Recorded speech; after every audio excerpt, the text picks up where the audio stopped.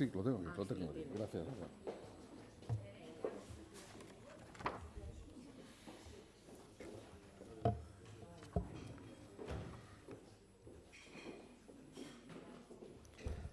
Muy buenos días a todas y a todos. Muchas gracias por su presencia aquí con ocasión de esta rueda de prensa de presentación del balance del segundo año de aplicación de la política agrícola común en España en este periodo 2023-2027. Lo primero que quiero decirles es que imagino les han distribuido hace un momento esta presentación que constituye un resumen del documento que tiene por objeto esta rueda de prensa, documento que es el que tengo junto a mí, está aquí publicado en edición papel, pero lo tendrán ustedes también a partir de las 12 de la mañana, tanto en la página web del Ministerio de Agricultura, Pesca y Alimentación como en la página web del Fondo Español de Garantía Agraria. Por tanto, voy a hacer algunos comentarios para no hacer una presentación excesivamente técnica de este tema. Me remito a las fichas que les hemos repartido. Y yo creo que si tuviera que resumir en una idea cuál es el balance que podemos extraer de ese segundo año de aplicación de la PAC en este periodo 2023-2027 en España, es que nos ha permitido una distribución de las ayudas para agricultores y ganaderos, yo diría que más justa, y apoyándonos sobre todo en una focalización en los pequeños y medianas explotaciones, en las pequeñas y medianas explotaciones de agricultores y de ganaderos. Apostamos por una PAC que sea más justa, más social, más ambiental, que responda a los desafíos que tiene hoy nuestro sector agroalimentario. Y yo creo que también, debo subrayarlo, gracias al esfuerzo de España y del resto de Estados miembros y de la propia Comisión Europea, hemos conseguido simplificar y flexibilizar en esta campaña 2024. Yo creo que, además, una segunda conclusión, les he dicho antes que este efecto redistributivo está ahí, pero una segunda conclusión es que yo creo que se muestra la solidez y la coherencia del conjunto de nuestro plan estratégico, orientado básicamente a la agricultura familiar y profesional. Por cierto, esta no es una casualidad. Tanto esto como ese efecto redistributivo que antes hablaba es justamente uno de los aspectos que contiene la visión de futuro de la agricultura y de la alimentación en la Unión Europea, que en esta misma sede, en el Ministerio, presentaba el comisario Jansen el pasado día 20 de febrero. Por tanto, yo creo que vamos en la buena dirección. Globalmente, las ayudas por la campaña 2024 son un presupuesto de 4.882 millones de euros para una cifra próxima a los 600.000 agricultores y ganaderos, exactamente 598.151.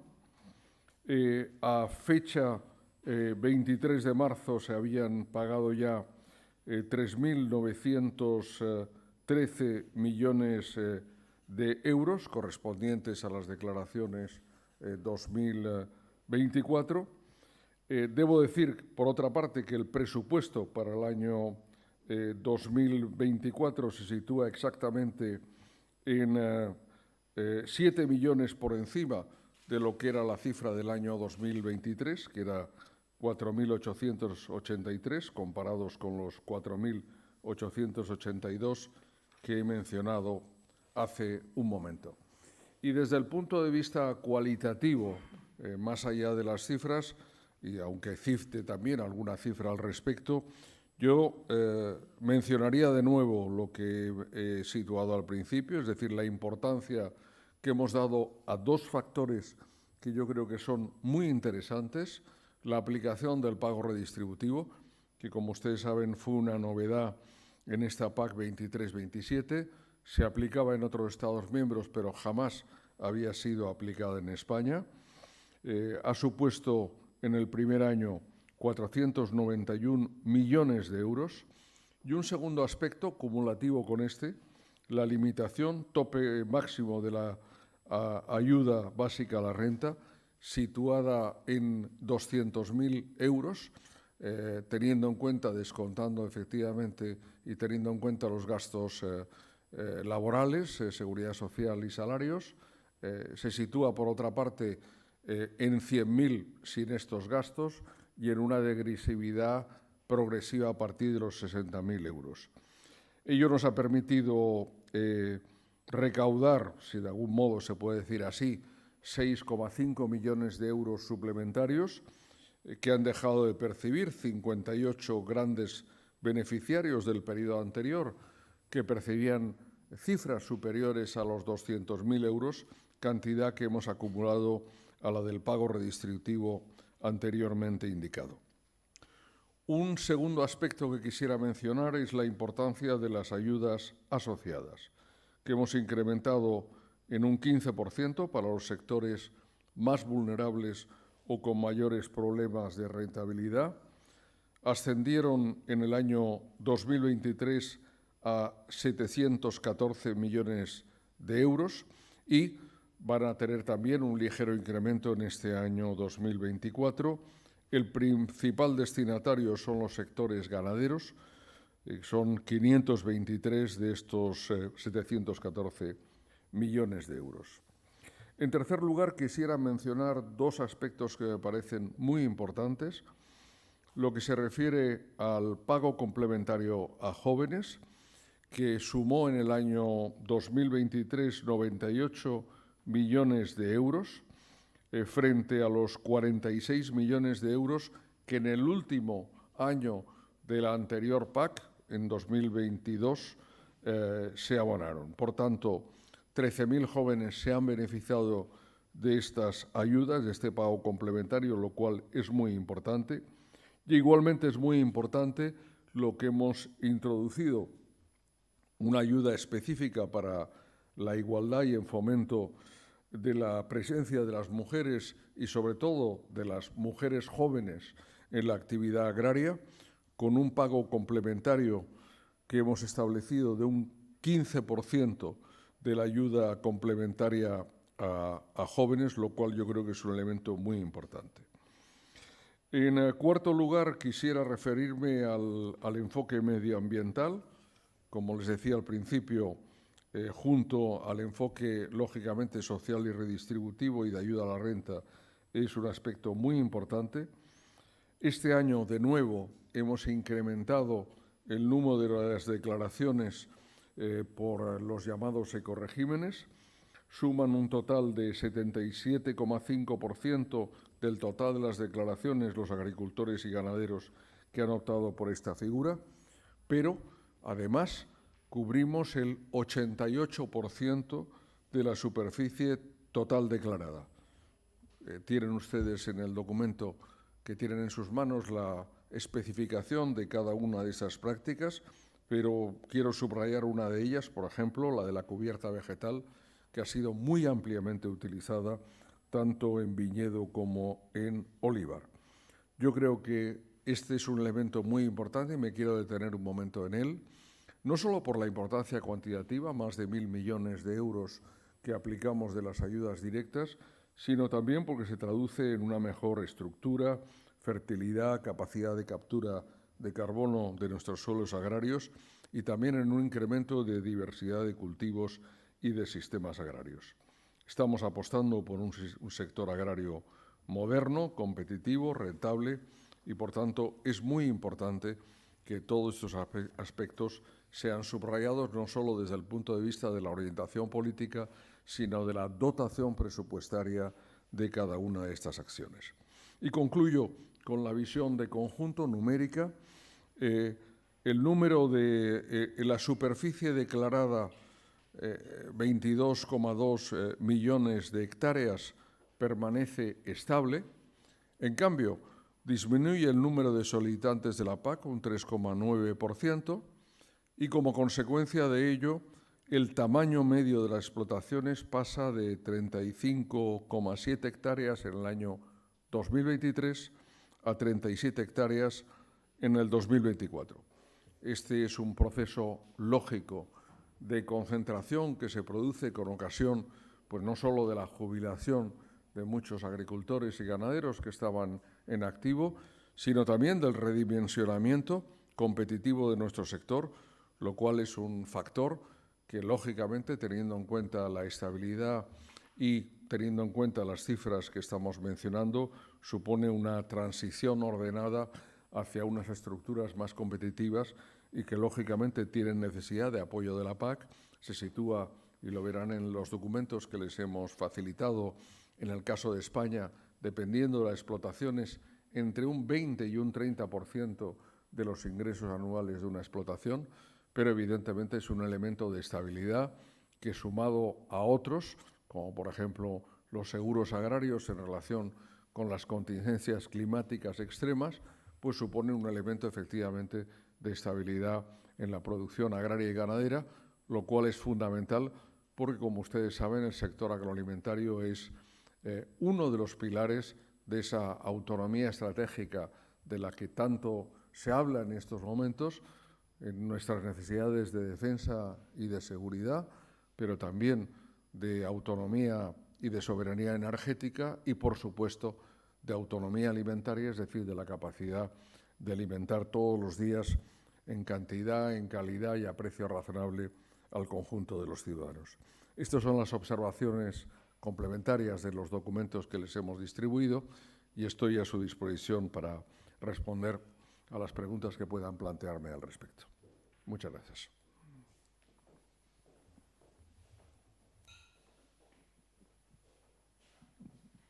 Buenos días, señor ministro.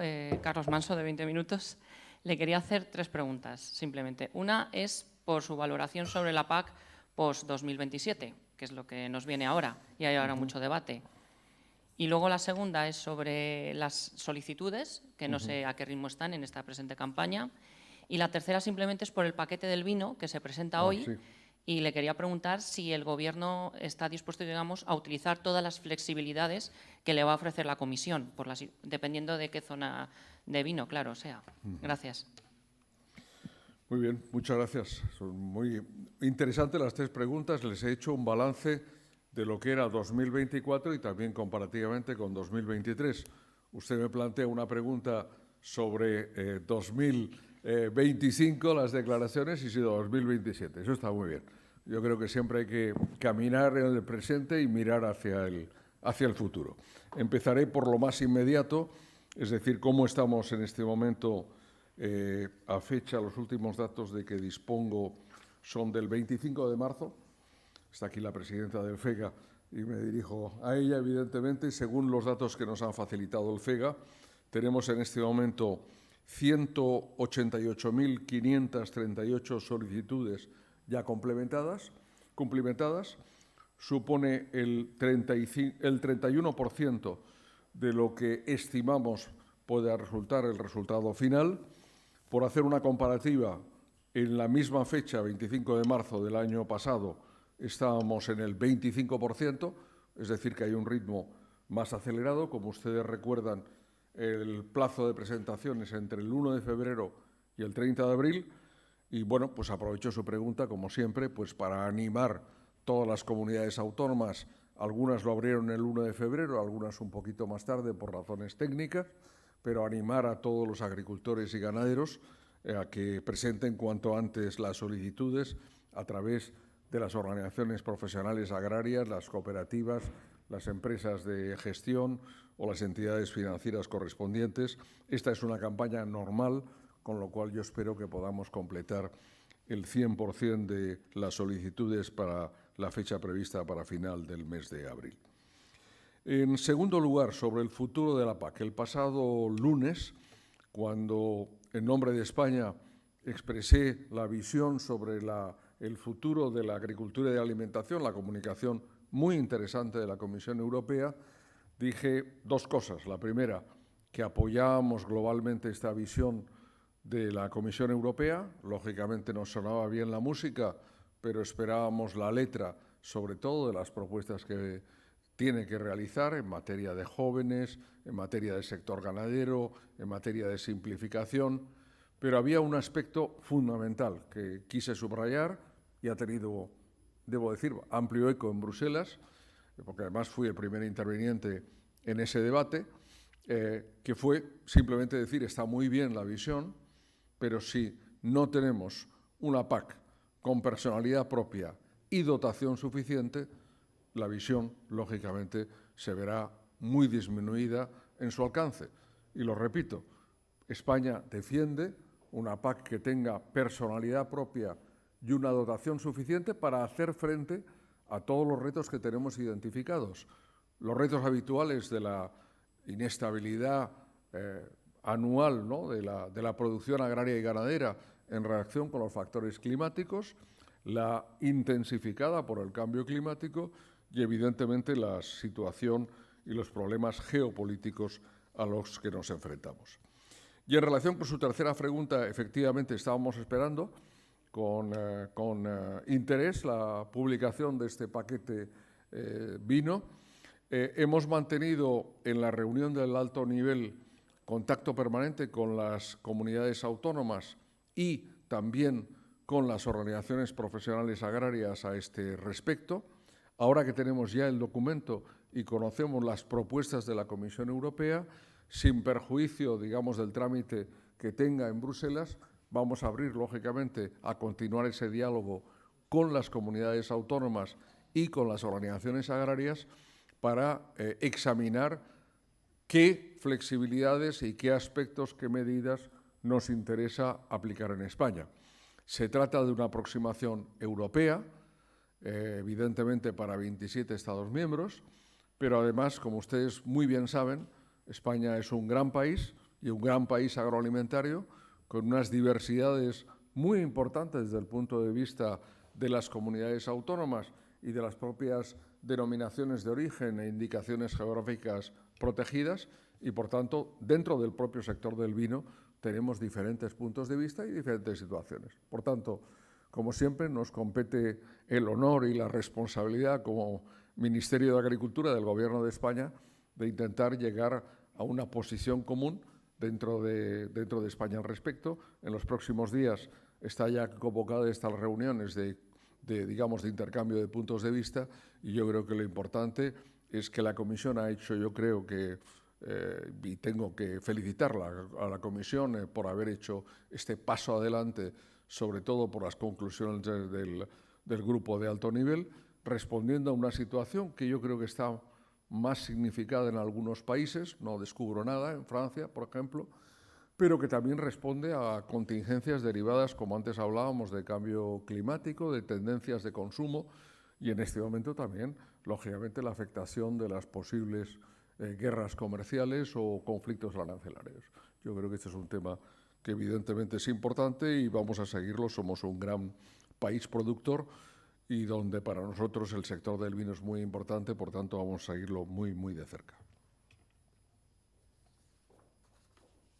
Sí, buenos días. Soy Angélica Quintana de la agencia EFE. Yo tenía tres preguntas también. Una, después de los casos que ha habido, ¿cómo ve usted la situación por la fiebre aftosa? Luego, quería saber qué iba a pasar con el anuncio, con la pretensión de hacer a la ICA una agencia estatal y sobre la Ley de Agricultura Familiar. Ya el 3 de abril termina el plazo de alegaciones, que sé que algunas organizaciones agrarias están en ello, van a presentar alegaciones. ¿Cuándo calcula usted que podría estar lista para ir a Consejo de Ministros? Perdón, el último punto, las alegaciones ¿sobre qué? La Ley de Agricultura Familiar. Ah, vale, perfecto. Sí, muchas gracias. No, es que, perdone, me he confundido porque lo último no son aún, es consulta pública. Es la consulta pública donde lanzamos, empiezo por aquí, donde lanzamos para elaborar un anteproyecto de ley. Siempre se empieza con la publicación por parte del ministerio correspondiente de un anuncio público para que quien quiere esté interesado nos facilite efectivamente sus ideas. Después ya se hace otra consulta pública sobre los textos, pero es el lanzamiento de este proceso y bueno, en cuanto concluya, pues pasaremos ya a la fase de contacto con las organizaciones profesionales agrarias, cooperativas y todas las organizaciones interesadas en esta materia y, lógicamente, también con las comunidades autónomas. Digamos, será un cronograma de trabajo para que cuando podamos tengamos ya pues un texto disponible para llevarlo a Consejo de Ministros en lo que denominamos técnicamente la primera vuelta. Aún nos falta tiempo, debo decirlo con realismo, pero vamos a trabajar muy intensamente en los próximos meses.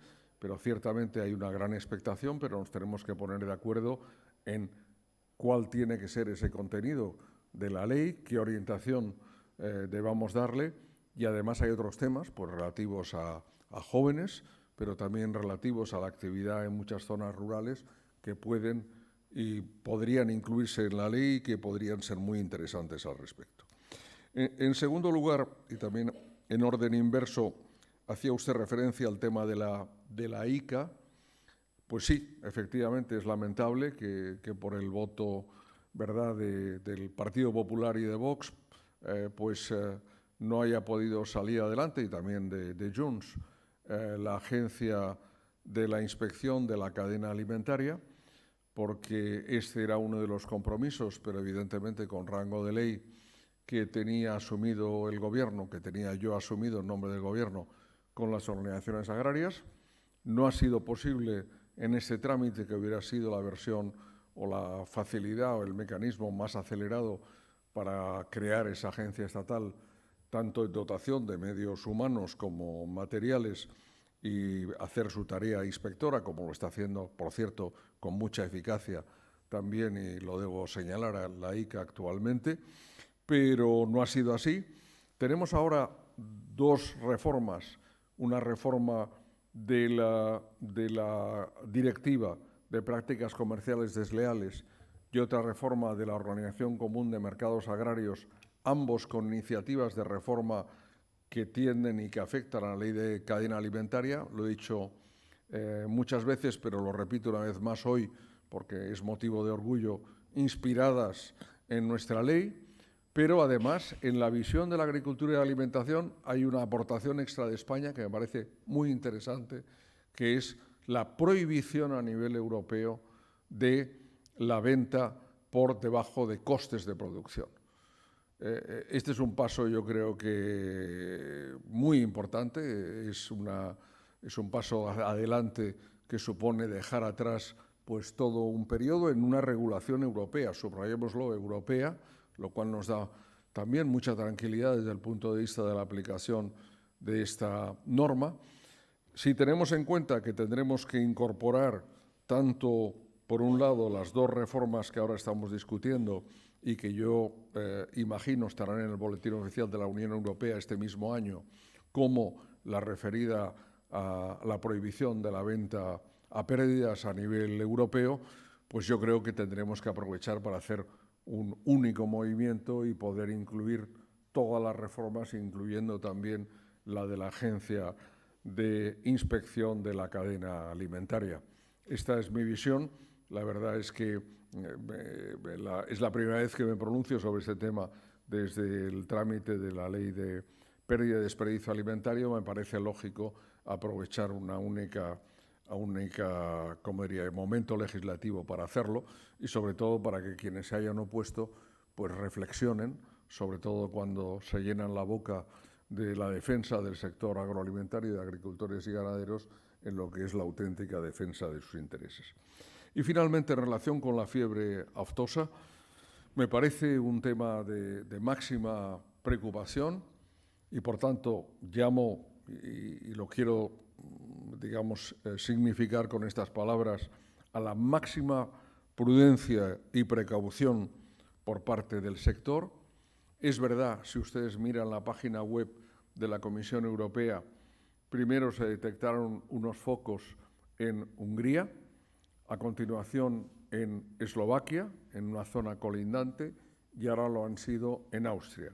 Si miran ustedes la zona geográfica, es una zona muy delimitada, muy lejos geográficamente de España, pero atención, teniendo en cuenta las facilidades de comunicación y los contactos que hay en el marco de nuestro mercado interno en la Unión Europea, no debemos en absoluto bajar la guardia.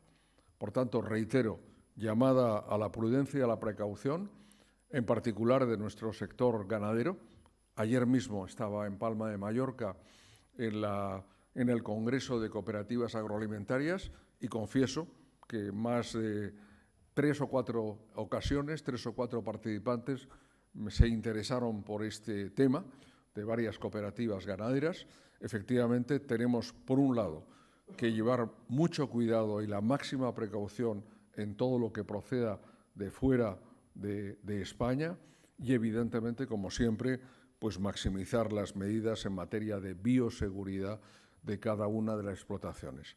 Si quieren alguna información adicional, esa información que tenemos como manual de instrucciones permanente, no es por esta crisis, en la página web del Ministerio, en la ficha fiebre aftosa, existe además el protocolo, que saben ustedes que cada enfermedad en sanidad animal, cada pandemia, tiene específicamente su respuesta. Ahí tienen el protocolo de actuación. Espero que no tengamos, evidentemente, que aplicarlo, pero sí desde el punto de vista de la prevención, y yo creo que es muy, muy interesante. Le agradezco sinceramente su pregunta, porque este es un tema que estaba ya circulando de alguna forma pues, en los comentarios, y creo que efectivamente es importante, dándole la significación que tiene. Es decir, no lo tenemos aquí, evidentemente lo tenemos muy lejos, pero yo siempre digo, España es un país de primera categoría en materia de seguridad alimentaria y en materia de sanidad animal y vegetal, de protección frente a plagas y enfermedades, pero para ello nos hace falta ser muy rigurosos. Buenos días, ministro. Sonia Dan, de la Sexta Noticias. Ecologistas están denunciando que desde su ministerio no han publicado aún todavía el listado de los productos de las frutas o verduras que pueden ir o no envasadas en plástico. Me gustaría saber la razón de que aún no se haya publicado y cómo se puede evitar de que veamos en el supermercado tantos productos envasados. Gracias. Sí, muchas gracias por su pregunta. Efectivamente, en un medio de comunicación, en la prensa de hoy, he leído un artículo sobre esta materia y también su pregunta me permite de alguna forma pues, fijar la posición del Ministerio y del Gobierno al respecto. Ha ocurrido lo siguiente.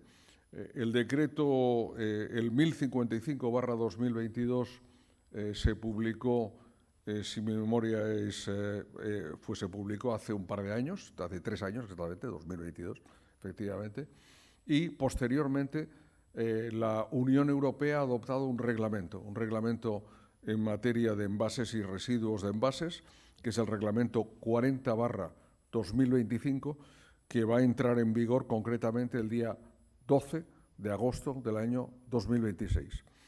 Como trata del mismo tema, tenemos que evitar la colisión entre ambas regulaciones, porque si no esto produciría a nivel de producción, distribución y de consumidores un gran problema. Y lo que ocurre es que la propia reglamento europeo, que como saben ustedes es de aplicación directa, prevé que la Comisión Europea dictará unas directrices de cumplimiento. Estamos a la espera de esas directrices del listado de productos exceptuados para evitar que pueda haber una contradicción entre la norma española y la norma europea. Por tanto, el espíritu de, lógicamente, disminuir en lo máximo posible los residuos está presente, pero también tenemos que tener en cuenta que desde el punto de vista regulatorio no sería lógico adoptar una regulación que además, por otra parte, está ya condicionada por el reglamento europeo, que es de aplicación directa. Esta es la razón de ser de que se haya retrasado esta publicación. Por tanto, resumiendo, estamos a la espera de que la Comisión Europea dicte las directrices para el listado de productos exceptuados y a partir de ahí, lógicamente, entrarán en vigor las nuevas normas que son importantes para los consumidores, pero también para la distribución y también para la producción agroalimentaria.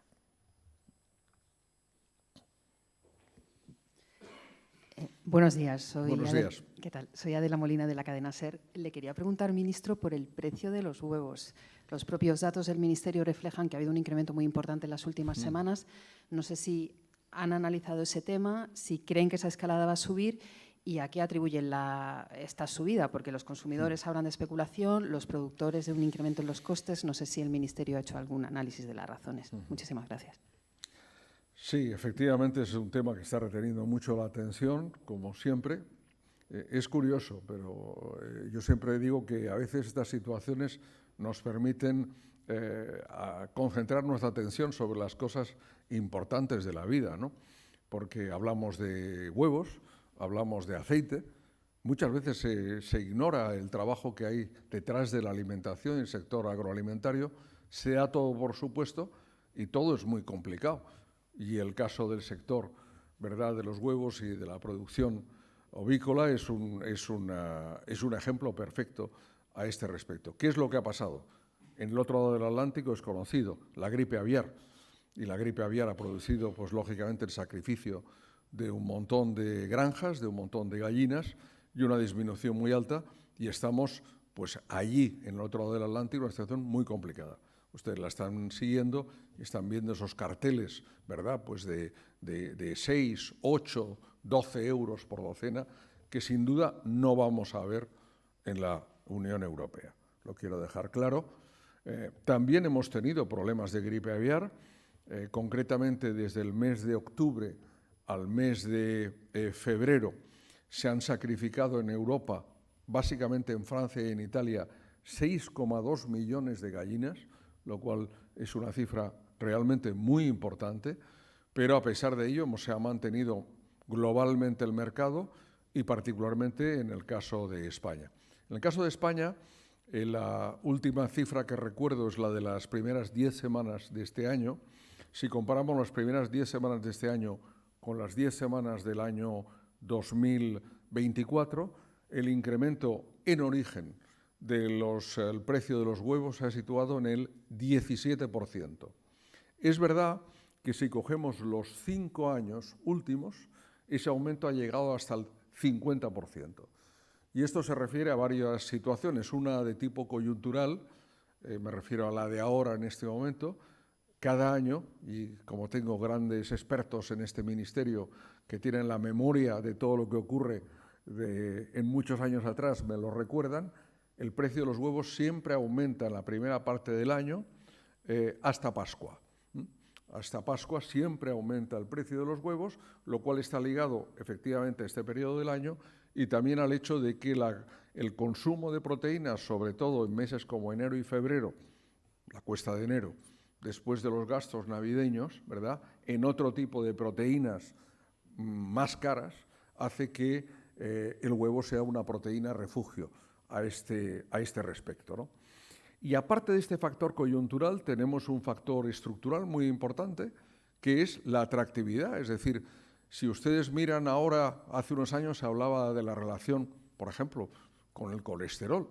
En cambio, hoy es justamente lo contrario.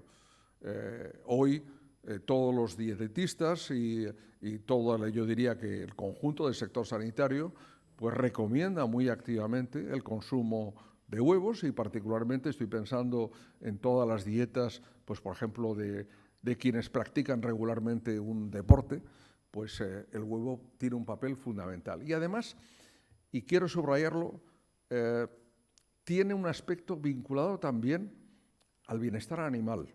Esta semana estaba el martes en Zaragoza, en Figán, y hablé de bienestar animal en general, en el sector ganadero. Pero este es otro buen ejemplo.